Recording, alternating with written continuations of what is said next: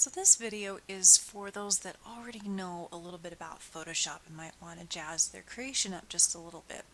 So the first thing I do to add interest to anything is add a texture. So I'm going to pop over to Google Chrome and do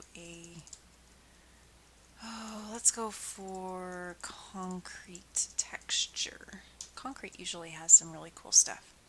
Click on Images, Search Tools, Size, and I want mine to be, let's go for 6 megapixels, which is kind of big, but that should give us plenty to work with. And I'm looking for something that's got some interesting texture. Not worried about the color so much because I can always change that. Let's try this one.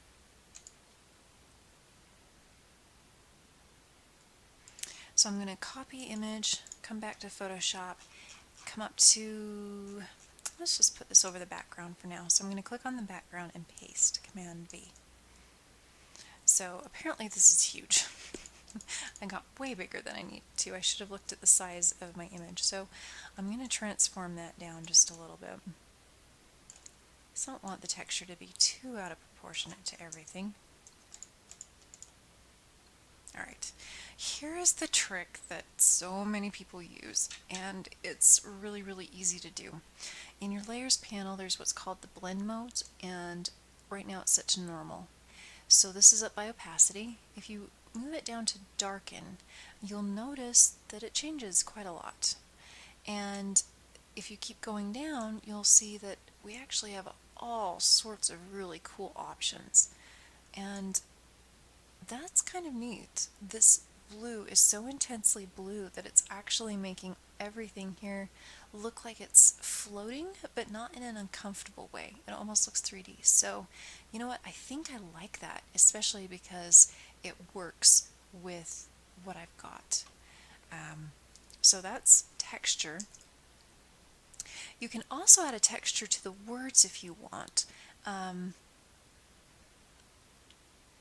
I'm thinking the easiest way to do that, let's go grab another texture. This one should probably not be as busy, so a good non-busy texture to look for is just paper texture. And kind of the same thing, images, search tools. This time I'm not going to go quite that big. Let's just go for 2 megapixels and see what comes up. And I think I'm going to go for kind of a crinkly paper because that seems to support the creative person idea, and copy that image. And for now I'm going to paste this actually at the top. So I've clicked on my top layer and then pasted, and I'm going to hide it for a second. I think I want this crinkly pattern only to show up in these words. So I'm going to select just creative, educator, artist, daughter, sister, friend, and me. So that's my main statement. I'm going to put those in a folder. So to do that I can just click it and drag those down to a folder, which makes a group. See, there's our group. For ease sake, I'm going to just scooch this up to the top where it's by our paper. Now, it does work. Awesome. I wasn't sure that would work. So I've got my group beneath the layer with the texture. So click on the layer with the texture, hold down Option, or if you're on a PC it should be Alt, and hover between the line between those two layers and it should turn into a square. That is a clipping option, and it will clip it to the words beneath. So click there.